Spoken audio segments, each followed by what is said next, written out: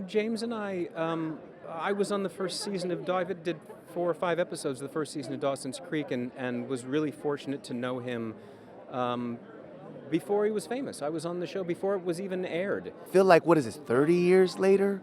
It's something like Right? that, man. Like, to see the franchise still going and still going strong, what is it? I mean, to be back here celebrating another Scream 7? Yeah. Could you have imagined that we'd make it to 7? No. Right? No. Yeah. You know, when we were doing the third, everyone thought that would be the last one, and then 4, 5, and 6 came out. Look, I am so grateful and honored to be a part of this series of films. You know, it's iconic at this point, and to have been a ghost face in one of them, even more so.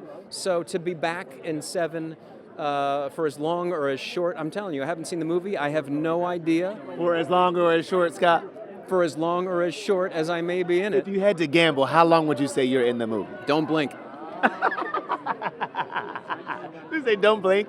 Is it true? Is it true? Tell me, is it true that you showed up to set, you hadn't seen a script, you showed up and was like, okay, what are we doing here? Yes. Is that true? That is absolutely true. I had no idea. Kevin Williamson called me and said, I figured out a way for you to come back, and I said, okay. Okay. I showed up to Atlanta. I was on set, and I saw Nev, and I saw David Arquette, who's back. Yeah. I got to work with Kevin Williamson again, and it was amazing. How about that? That's what I got, baby. I saw some eyebrow That's what I action. I saw some eyebrow action, Scott. How amazing was it?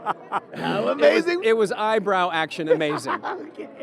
I was just watching some of the bloopers from some of the earlier movies. Oh, yeah. And Courtney in particular, Courtney and Nev trying to keep it together with I believe it was the circle jerk.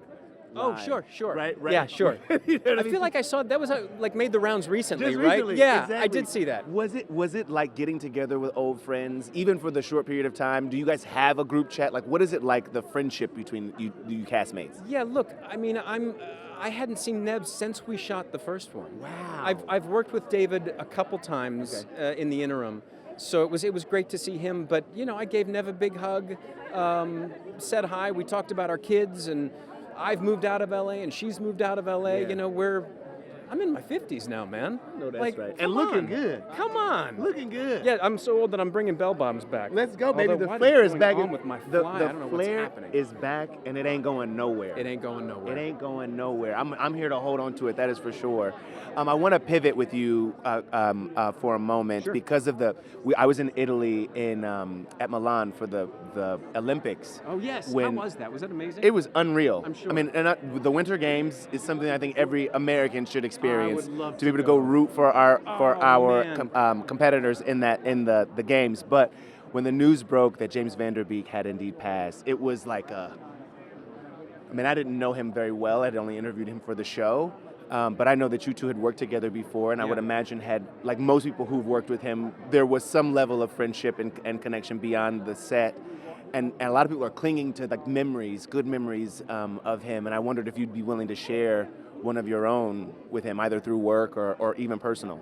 Yeah, you know, James and I was on the first season of David did 4 or 5 episodes of the first season of Dawson's Creek, and was really fortunate to know him before he was famous. I was on the show before it was even aired. Yeah. So I got to, you know, I was the older guy who was buying beer for James and Josh and Michelle and Katie, and don't tell anybody that. Oh, that's not good. Just us.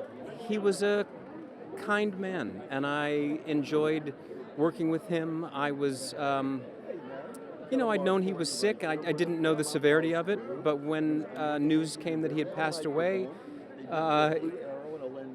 it was hard to reconcile with. And he was a kind man, and I hope his family finds their way through this. Yeah, I think all of us are praying alongside them for some healing and some comfort for the rest of them. Indeed, man, it's always so good to see you. I apologize to end this thing on a somber note, but I just felt like, you know, a lot of us are trying to figure out ways of dealing and how we deal, and I think that sometimes, fortunately and unfortunately, we do look to those who had closer relationships. Yeah. To say, man, how are they processing it? How are they getting through? And so I just thank you. I have really fond memories of James, and I think Yeah. that's, I think a lot of people do, and I think that's what's going to stick with us, and that's the best way to go. Indeed.